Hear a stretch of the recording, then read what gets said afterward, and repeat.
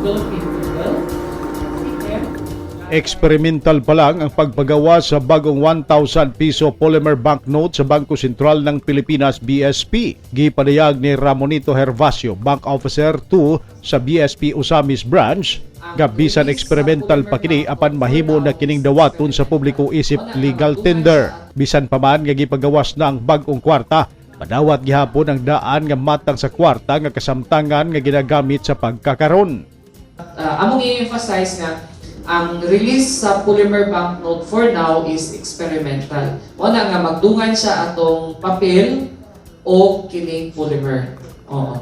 So kung ang resulta sa kanang experimental release nato maayo, niya favorable sa atong favorable siya ba, positive, posible nga maingon ang Bangko Sentral nga ipadayon ang pag-release sa kanang full-scale release of polymer banknote.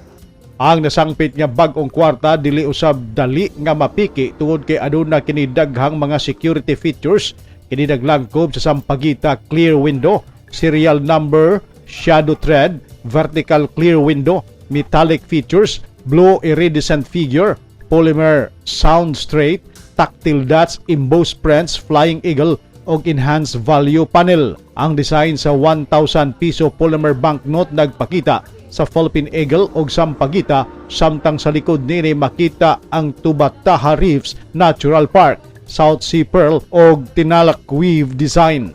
Sa kabahin usab ni BSP Osamis Branch Acting Deputy Director Mary Ann Junzon, gipadayag niini nga ang 1,000 piso polymer banknote una na nga gipagawas niadtong Abril 6 sa National Capital Region og sa ubang mga dapit apan giplanuhan nga ipagawa sa bulan sa Nobyembre nining tuiga ang dakong bulki sa kwarta. It was launched on April 6 and initially has been released into circulation in the National Capital Region and a few actually in the locality. If the BSP's timeline will go as planned, the bulk of these banknotes will be released by November this year. Nasairan nga ang BSP kanunay nga nag-update sa ilang design sa mga kwarta aron masiguro nga dili dayon kini makopya sa mga counterfeiters. Neptali Batolino, Newsline Philippines, Province of Misamis Occidental. Stay safe.